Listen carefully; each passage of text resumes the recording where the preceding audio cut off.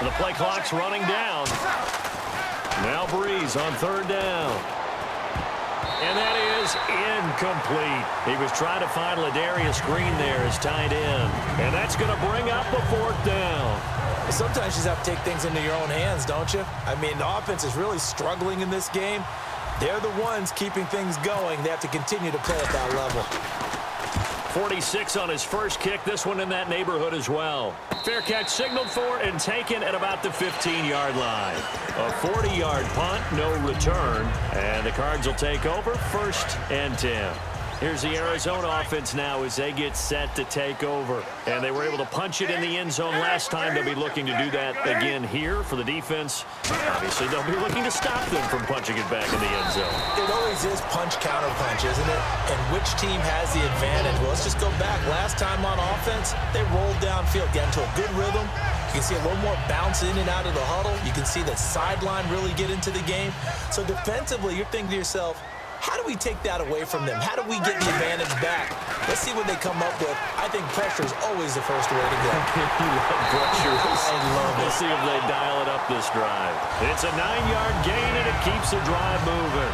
When you see zone defense and you know you've got a drag route on as your primary call, you've got to be really careful as a passer about how far you let your guy go because he might wander into some tough coverage.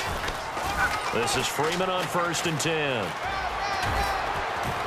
And he'll get this one up to about the 39 here. A nice run there, 9 yards, and it'll be 2nd down. 2nd down, they need less than a yard to pick up the first.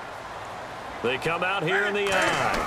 Freeman again. And he'll get up near the 45. They'll spot it at the 44. They get 5 out of that one, and it moves the chains.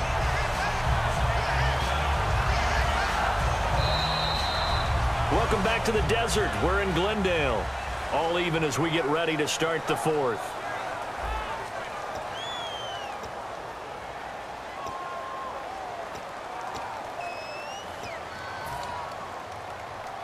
So here we go, 1st and 10 now. They isolate Jeffrey to the left side. Now a play fake here on 1st down. Well, it's caught on the right side. It's Smith. And able to break one tackle, but then quickly brought down. Call it a gain of 3, and it'll be 2nd down. I know exactly what's going to be said about that play from the defensive perspective. What's that? That's why I tell all you guys we need more than one tackler to the ball. He broke the first tackle. Luckily enough, there were more people there to get him down. And able to push his way forward here for a good little gain. That's going to be a 6-yard gain. It leaves him with 3rd down and just a yard to go. This drive is turning into an extended one, and the guy carrying the ball, he's becoming more like a body blows guy. Every carry is putting some damage on the defense. So after a while, I'm not too sure how many guys are going to want to run up and tackle him. Trying to get that in the hands of Devontae Freeman that time. And it'll be 4th down. 3rd down is the down. Both sides know they absolutely have to win. And the name of the game for the defense is pressure on the quarterback. But pressure on the quarterback with contact, that's how you end up winning it. Tie game, 4th quarter, and they're going for this thing on 4th down.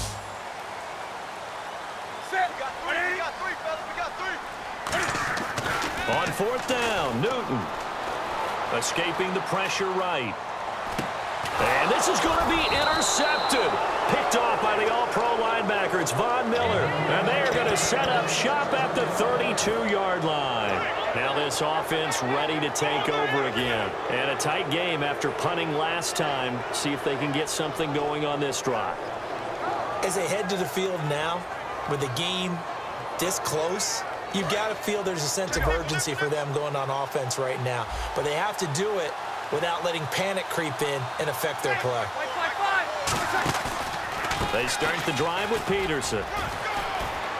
And he goes out of bounds across the 40-yard line. Give him 11 on the gain there, and that'll give him a 1st down. I thought guys that were over 30 weren't supposed to run the football this well in the National Football League. How about that veteran leadership? A big-time run combined with some nice blocking by his offensive line, showing that the ins and outs of being a veteran still has his place in this league. His odometer is not totally turned over yet. And that looked like some pretty easy yardage there right up the gut. And he's a guy that has some height to him. So when you don't have to drop a shoulder or create or get through contact or trash, makes it a lot easier to stay upright, see the field, and make a run as we just saw there. They'll come out in the pistol. Throwing now is Breeze. That's caught inside the 20. And all the way in for the touchdown. Emmanuel Sanders, 48 yards. And that interception key as it leads to the touchdown. And he's able to put it through. The kicker, Roberto Aguayo, has it teed up and is about ready to get this one started. This will be taken to the back of the end zone. And no thought to bring this one out. He'll just go down to a knee, and they'll take over at the 25. The Cardinal offense now making their way back out onto the field. And following the interception, we'll see what they can put together on this drive. I can hear my old college coach right now. He always used to tell us before every game, the team making the fewest mistakes will win. What they're hoping is that last mistake. And, a crusher there as it's intercepted. Picked off by Dayon Buchanan. And they have possession, and they have it at the 38-yard line. Now this offensive unit ready to see what they can do here. And they'll start this drive with very good field position. They run the counter now. It's Peterson. And he's brought down. Give him 10 yards on that one, and that'll earn him a fresh set of downs. It's really come into vogue to talk about the different gaps that the defense tries to attack in an offensive line. And most of the time we're talking about blitzes. How many times have you heard double A-gap blitz? Well, where is the A-gap? It's the space between the center and the guards, either side. So when you're having a double A-gap blitz, that's two guys coming through that gap. In this situation, though, that A-gap wasn't open for the defense to exploit. The offensive line took care of it, protected it, and moved the defensive guys out of the way to allow for that nice run. Offense comes to the line now, 1st and 10. And the D-line pinching together must be expecting to run. They run again with Peterson. Adrian Peterson! And he'll take it into the end zone for a touchdown. Adrian Peterson, his 2nd touchdown of the afternoon. And his guys capitalize on the short field as they take it in for 6.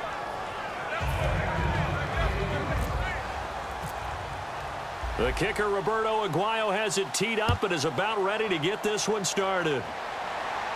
This will be taken to the back of the end zone. And no thought to bring this one out. He'll just go down to a knee, and they'll take over at the 25. So out now come the Cardinals. And last time wasn't pretty. One play and an interception. We'll see if they can do better.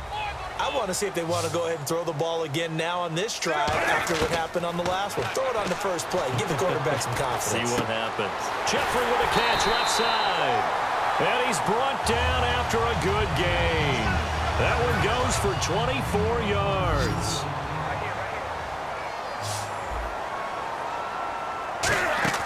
They go play action here on 1st down. He's got time. He's going to let it fly. And it drops down incomplete. Thought he might have had it. Instead, 2nd down. One of the toughest things about playing defensive back is pattern reading, trying to figure out what they're doing. And on that one, they had the fly, just sending a guy downfield with the in route accompanying it, what people call a dagger route, trying to hit the guy underneath after the clear out. In this case, though, they're not able to get it done. Yeah, they said forget the underneath route. They went for the guy on the fly, but as you said, incomplete. It's brought in left side by Tate. A good pickup there of 20 yards.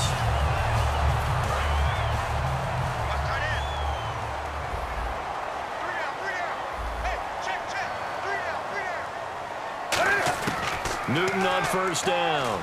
Now a desperation throw deep downfield. That's going to be knocked away and incomplete.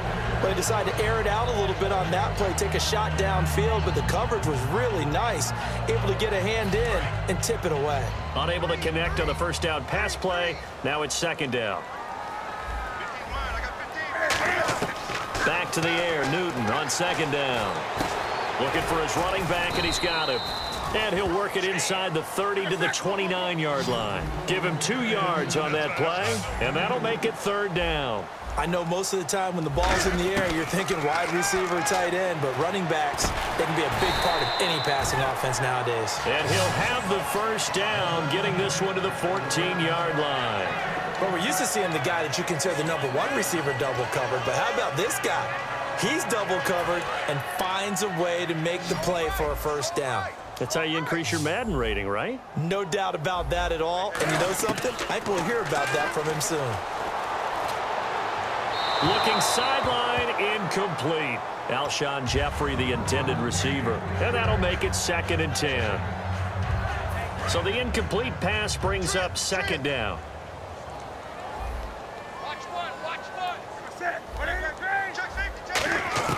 Second and 10, Newton again. And his throw's going to be incomplete.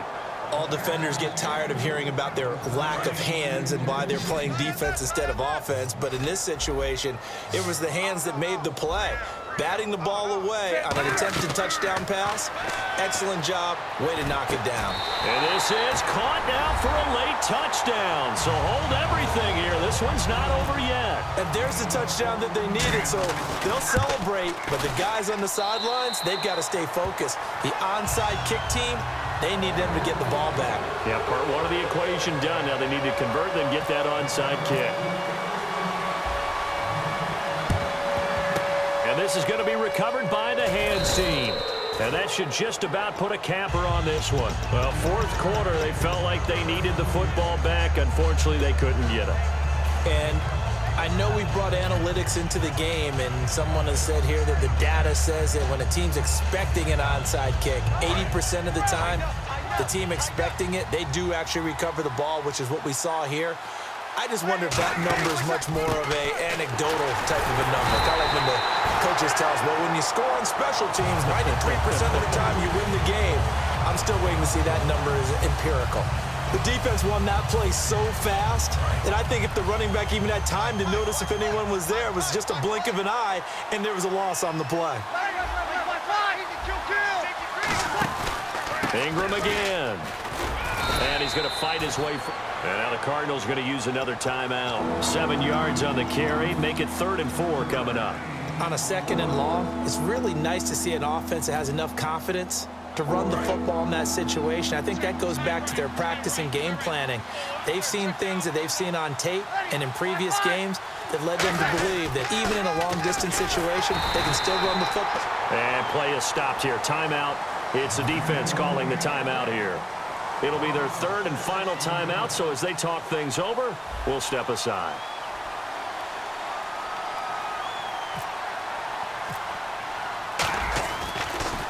.44 on his first punt, and this is a good kick as well.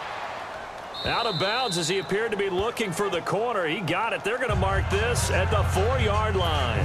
And the Cardinals offense here ready to take over. Critical condition here, obviously. Got to hope to get something quick right and then maybe take that shot deep. And once they do take the big shot, you've got to worry on defense. Of course, no one getting behind the defense and make it an easy throw.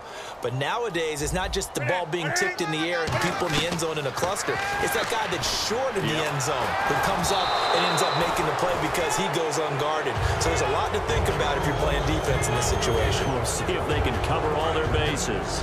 Offense looking to avoid a 3rd and long. It's 2nd and 10. They come out 5 wide, 3 of them to the right side. He's back to throw. Caught right side. It's Jeffrey. And, Charles, when you pull out a close game, the good thing about that is maybe next time you're in a nail-biter in the 4th quarter, you have a little more confidence. Yeah, you're talking